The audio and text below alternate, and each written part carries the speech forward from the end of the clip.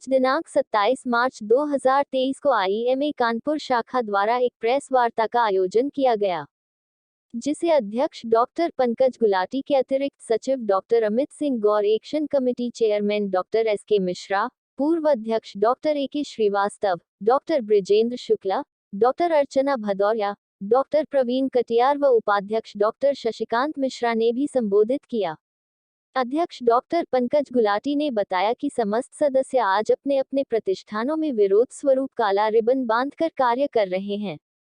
IMA Kanpur शाखा के पदाधिकारियों द्वारा जिला मजिस्ट्रेट को एक ज्ञापन भी प्रस्तुत किया गया, जिसे राजस्थान राज्य के मुख्यमंत्री को संबोधित किया गया है और अपना आक्रोश व्यक्त किया गया है।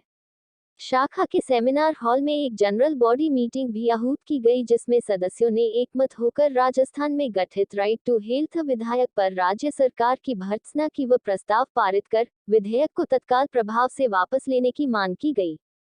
उन्होंने बताया कि राजस्थान विधानसभा में डॉक्टरों के भारी विरोध के बाद भी right to health (RTH) bill को 21 मार्च 2023 को पास किया है। आईएमए कानपुर शाखा के सभी सदस्य राजस्थान सरकार द्वारा चिकित्सकों के विरोध के बावजूद जनविरोधी राइट टू हेल्थ बिल को पारित किए जाने से दुखी एवं आक्रोशित है। पिछले कई दिनों से राजस्थान प्रदेश के डॉक्टर हड़ताल पर है। सरकार निजी अस्पताल के डॉक्टरों पर वाटर कैनन से पानी छिड़कर और डंडे चलाकर शांतिपूर्ण आंदोलन को दमनात्मक रूप से भंग करने का प्रयास किया जा रहा है। भारतीय चिकित्सा संघ के सभी 4 लाख सदस्य इस काले कानून के विरोध में एवं उन पर किए गए अत्याचार के विरोध में अपने राजस्थान के साथियों के संग हाथ से हाथ मिलाकर खड़े हैं और आज सांकेतिक काला दिवस मना रहे हैं। और अगर हमारा ये शांतिपूर्ण आंदोलन राजस्थान सरकार नहीं सुनेगी तो यह आग पूरे देश में फैलेगी और हम आगे की कार्रवाई के लिए बाध्य होंगे। आज की प्रेस वार्ता का जो आयोजन किया गया है उसका कारण है कि राजस्थान में 21 मार्च 2023 को एक right to health bill pass किया गया है, जिसके जो बहुत जल्दबाजी में पास किया हुआ लगता है, जिसमें सब प्राविधान जो उनके करने चाहिए थे वो नहीं किए गए लगता है। इसमें सरकारी अस्पतालों में राजस्थान के निवासियों के लिए निःशुल्क चिकित्सा व्यवस्था करना है, जो कि एक स्वागत योग्य कदम हो सकता है कि अगर राज्य सरकार वहाँ पर उसके धन की व्यवस्था कर लेती है तो। मगर आईएमए का जो कंसर्न है वो ये है कि उनका ये कहना है कि इसके साथ साथ वो जो प्राइवेट हॉस्पिटल्स हैं वो भी उसी तर्ज पर, सरकारी अस्पताल के तर्ज पर मरीजों का इलाज करें। और इमरजेंसी में इन्होंने इमरजेंसी भी इस्तेमाल किया है। उसमें आईएमए को जो 2-3 आपत्तियां हैं, उन आपत्तियों का जिक्र मैं करना चाहूँगा। उसमें सबसे बड़ी आपत्ति यह है कि उन्होंने इमरजेंसी शब्द की व्याख्या नहीं करी। किसको इमरजेंसी कहेंगे? हर व्यक्ति को जो भी व्याधि है, जो भी उसको कष्ट है, वो उसकी इमरजेंसी है।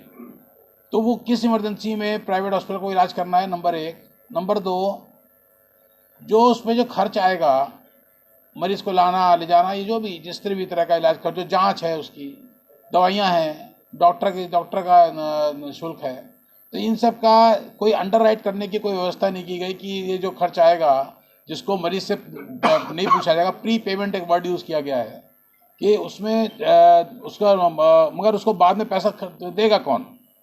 54 तरह के लाइसेंस लेकर के एक प्राइवेट हॉस्पिटल का एस्टेब्लिशमेंट बनता है। वो प्राइवेट 54 तरह के लाइसेंस लेने के बाद कौन सा ऐसा प्राइवेट प्रतिष्ठान है जो आपको निःशुल्क सेवा दे और आपसे कोई उम्मीद ना करे कि आप किस तरह के, कोई सरकार उसको अंडरराइट नहीं कर रही है, कि उसको कोई गारंटी नहीं दे रही है। राजस्थान में घटना घटी, उसको लेकर आज ज्ञापन किसको दिया? जिलाधिकारी महोदय को हमने ज्ञापन दिया।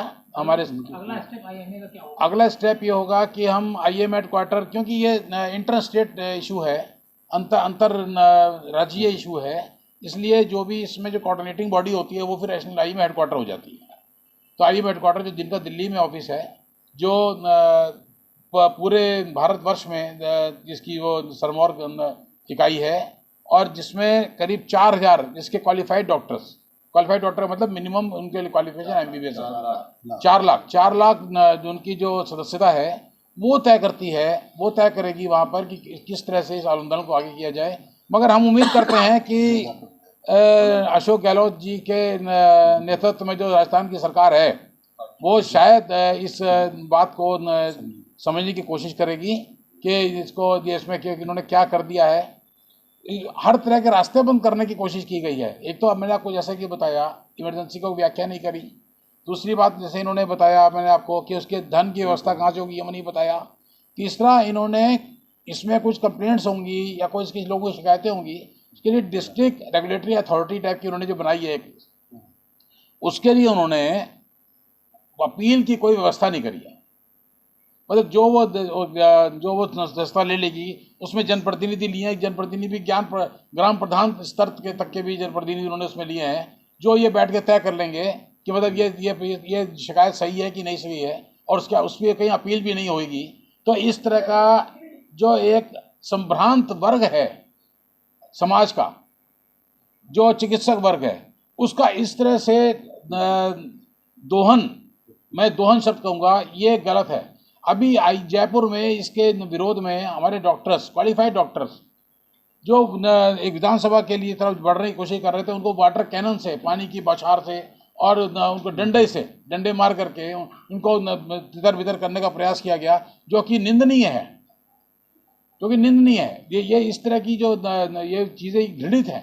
या ये समाज में आप क्या संदेश देना चाहते हैं? अगर सरकार के स्तर पर अगर एक डॉक्टर माना जाता है कि ये बिल्कुल आपके लिए सेवा के भाव से काम कर रहा है, वो अगर आप उस तरह से उस पर वाटर कैनन का इस्तेमाल करते हैं तो मतलब ये गलती पे गलती है। और हम IMA कानपुर की ओर से ये पुरजोर अपील आप लोगों के माध्यम से करना चाहेंगे कि इसमें तुरंत जनहित को देखते हुए, चिकित्सक वर्ग के हित को देखते हुए तुरंत इस बिल को वापस लिया जाए और हम लोग को कोई भी आगे कोई और कदम उठाने से हमको मजबूर न किया जाए।